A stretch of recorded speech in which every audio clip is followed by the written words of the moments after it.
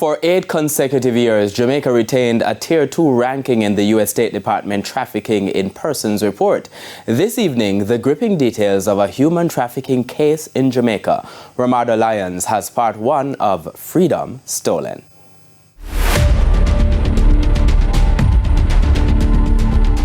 Forced, exploited, words that populate the minds of victims of human trafficking.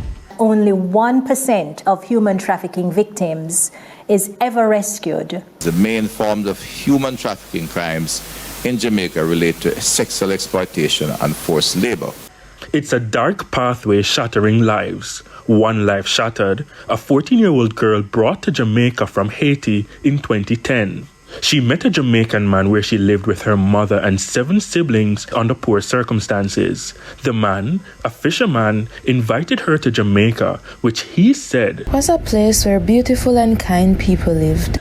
But as put by head of the Anti-Trafficking in Persons Vice Squad, Detective Inspector Kemisha Gordon, right here in that same Jamaica, human trafficking... It is hidden in plain sight. It is not readily, detected. The girl refused his offer. 3 days later, he put the same offer to her mother. Her mother's words, "I leave it to her." The girl said she then realized it was a good opportunity to go to school, get a job, and help her family. That time, her response was, "Yes."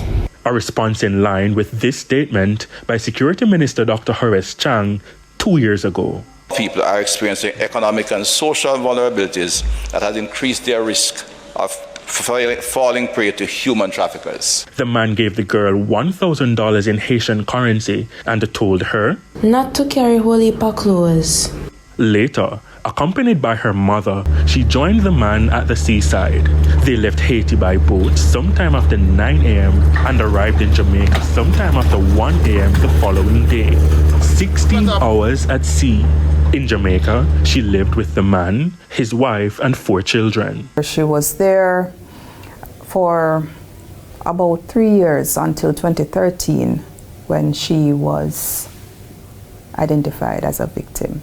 3 months in, things fell apart. She was locked inside with the children and was told to clean. Bathroom, kitchen, day in, day out, stuck in a painful loop. She would be awake by 6 a.m. the latest and back to sleep by 9 p.m. There was no payment. Diane Gordon Harrison, whose office focuses on human trafficking locally, says vulnerable people are preyed upon. Human trafficking for a particular target group is a real risk, and human trafficking really tends to attach almost like a stain to vulnerable populations. The girl got sick and was not taken to hospital. There was also a period when the man left Jamaica. When he eventually returned, He stopped paying me no mind and just now said nothing to me. Nothing about school, nothing about whatever. she recalled being hit in the face twice when he questioned her about his baby mother's infidelity. In the days to follow, repeated hits to her ears. The girl, broken, told the man she wanted to go home. That didn't happen. And then things got even worse. Sexual assault. She was raped by the fisherman.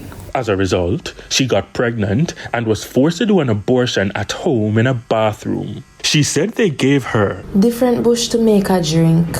This was what pushed her to plan her escape. She was able to run away because from time to time she was sent to the shop and with little notes regarding what she was coming there to buy. And so she would look around, and from time to time, over time, she would get familiar with the place. She stumbled upon the police, and immediately red flags were raised. It was a police officer from Sissoko who saw her and heard the story that the child was telling and identified that this is a possible victim of trafficking. The same year, the man and his common-law wife were arrested and charged for breaches of the Trafficking in Persons Act. In 2016, both were convicted. The woman got a 3-year suspended sentence and a $50,000 fine. The man was sentenced to 16 years for rape, 14 years for human trafficking, and 10 years for facilitating human trafficking. In part 2, we explore human trafficking statistics locally and efforts to fight it. Ramarda Lyons, TVJ News.